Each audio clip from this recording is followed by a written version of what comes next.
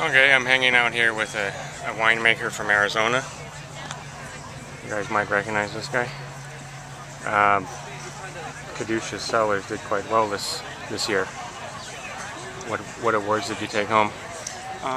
Several ribbons for wines of distinction and some judges' favorites. And of course, we'd all had a few glasses of wine, so I can't quite remember which were which. Me either. I'll have to check the tape. All of a sudden was one of those blurry nights. But I got silver medal for the Caduceus Naga, bronze medal for the Caduceus Anubis, a silver medal for the Lely Nebbiolo Rosé, and a bronze medal for the Merkin Vineyards Chupacabra Blanca, and then 7 ribbons for favorites.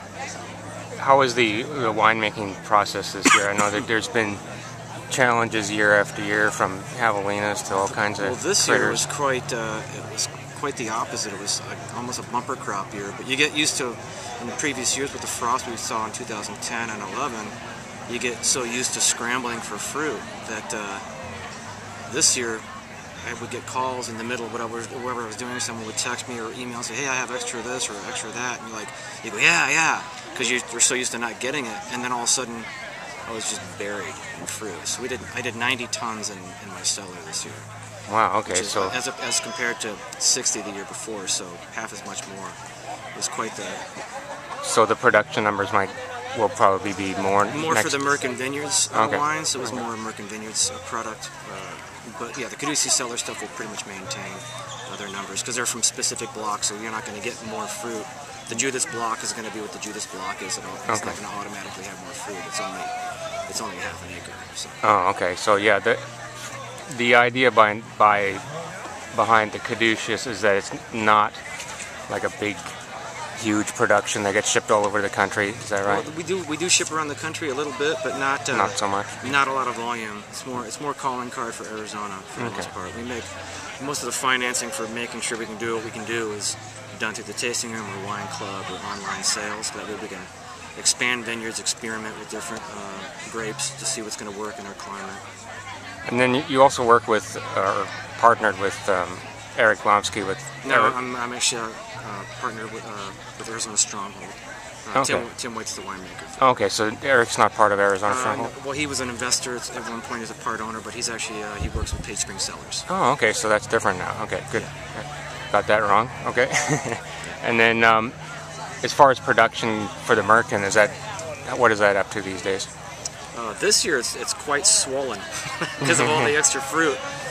So quite the avalanche. So probably about 2,000 cases each of reds and whites. People should be able to find that, or at some point, wherever they We're shop. definitely trying to extend the barrel aging time that we've had.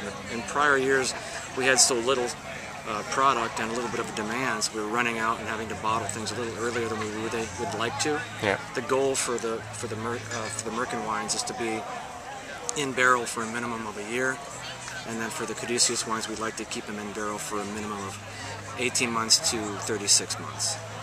And anything interesting you're working on that you don't have made yet, but you're experimenting with, that you want anybody to... Yeah, the Aglianico, I got some stuff from New Mexico this last year. Again, the panic with all the frost, and I was looking to the east to get some more fruit rather than going to California. And the New Mexico fruit's pretty stellar. It's not ever going to be it's something that we have our hands on it, and it's our block, and we manicure it from the ground up. That's going to end up being like the Caduceus Judith blocks or the Marzo blocks. Those are always going to be hand manicured and under our control. So the New Mexico fruit's never going to have that kind of hands-on touch that we're aware of. So it's never going to be quite those things, but man, some of the stuff coming out of New Mexico is pretty solid. Aglianico, the Montepulciano, some of the Sangiovese, Barbera, it's pretty stellar stuff. Awesome. Well, thanks for your time, and I'll have to swing over there and taste some of your wares. Get over there. All right, thanks.